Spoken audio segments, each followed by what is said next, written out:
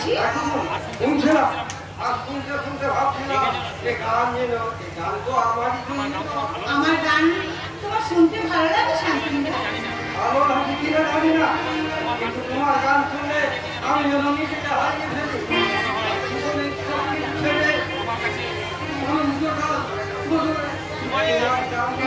তাই বুঝি? কি খাবো? নীল আকাশের তলায় মেঘের ভেলায় চড়ে বায়ু ভাসিয়ে দেব ভেলা এক পথে সুখের মানুষ মেঘে চিরজীবন ফেলব প্রেমের।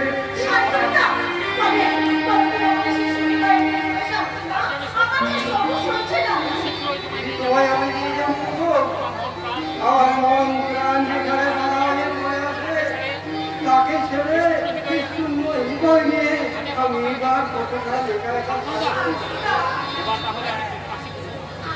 আমাকে তাহলে তুমি কবে নিয়ে যাবে শান্তনুদা? এবার তাহলে আমি আসি। আমি আসি কোথাও? এখনই চলে যাবে? আজ আমায় এখনই বাধা দিও না, আমি আবার আসবো। আমার প্রেমের আমার জীবনের সাথে সাত পাকে বাঁচতে আমি খুব শিগগিরই এ বাড়িতে ফিরে আসবো। শিগগিরই এ বাড়িতে ফিরে আসবো। আজ আসি।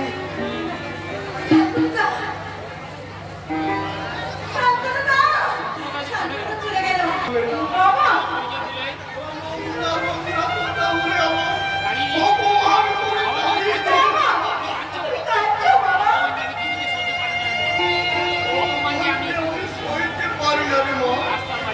রাস্তার মাঝে যখন পাওনাদারেরা সীমাহীন অপমান করে তখন আমার মনে হয় এর যে মৃত্যু বোধ হয় আমার অনেক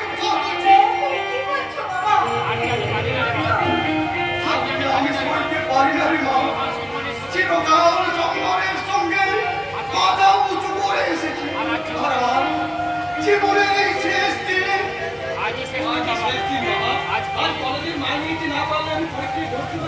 আমি কি করবো? আমি কি করবো? কলেজের মাইনে মেটাতে কি কলেজের মাইনে মেটাতে না পারলে আমাকে ভিক্ষে করতে হবে।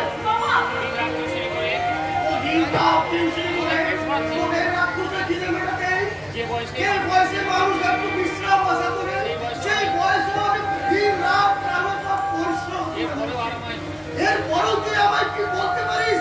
আমি তোদের বাবা বাবা তুমি শান্ত হও বাবা।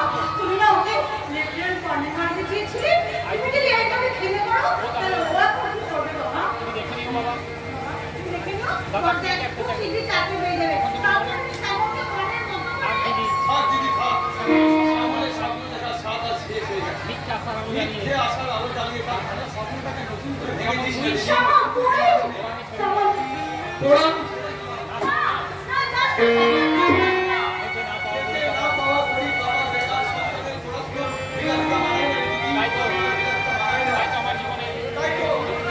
জীবনের সমস্ত আশা বিসর্জন দিয়ে